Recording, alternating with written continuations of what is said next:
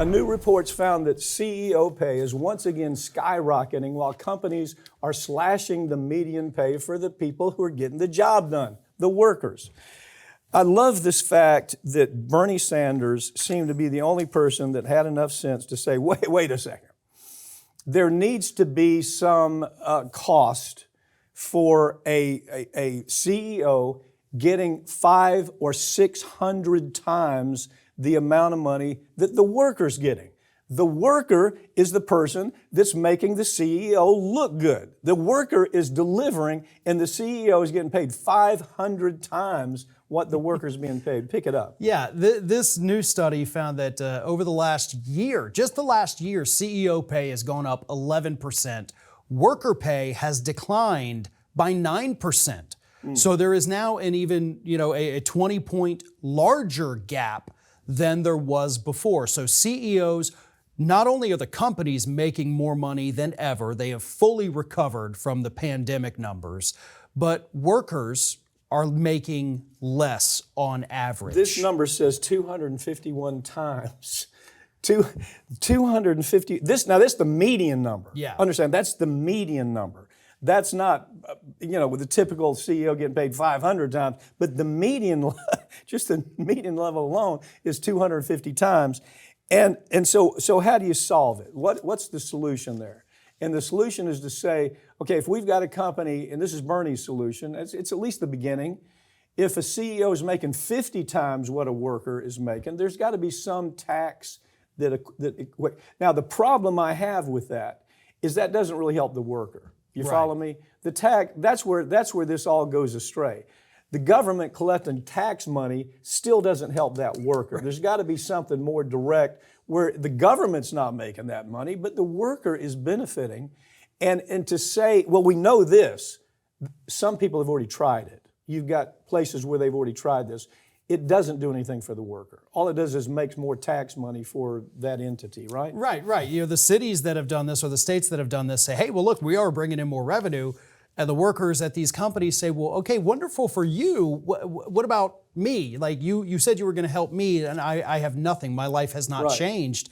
And a lot of times also, these corporations, if they do get hit with a tax like this, they pass it on. Right. They'll look for loopholes too. And they'll say, okay, well, you're talking about salary, so your base salary is going to be $1 million. Your bonus at the end of the year is going to be $50 million. And you can't touch that because that's not part of your regular pay. So they will find a way around it if that happens. But what has to happen here is that we have to get price gouging under control to help the consumers, and we have to put some kind of protection in place for these workers to make sure that when the company does better, they're doing better as well. I thought this was so San Francisco. San Francisco, they tried doing some variation of this. Well, San Francisco made $137 million in tax money for the city, but the workers didn't benefit one dime. So as we look at this, you got to say, okay, well, what is really going to protect the workers? What kind of mandate are we going to give the CEO to say, look, no, 500 times what the worker's making doesn't make any sense. And it's got to be something besides a tax. Bernie at least is on to something here. Let's do something. But it's got to be something not that the government makes money, but that the worker actually benefits.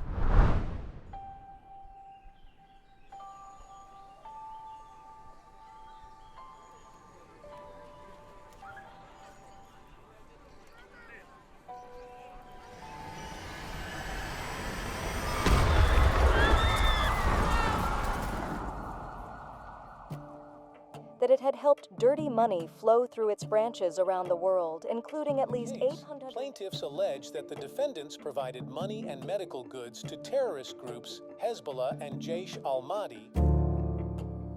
This is a well-organized business for these individuals that carry out these attacks. Terrorism is a business, and they run it like a business. They knew about what was going on for a decade. They absolutely, no question about it, knew that HSBC was washing money. They had every reason to understand it was for terrorism and it was for drug cartels. Took no action whatsoever.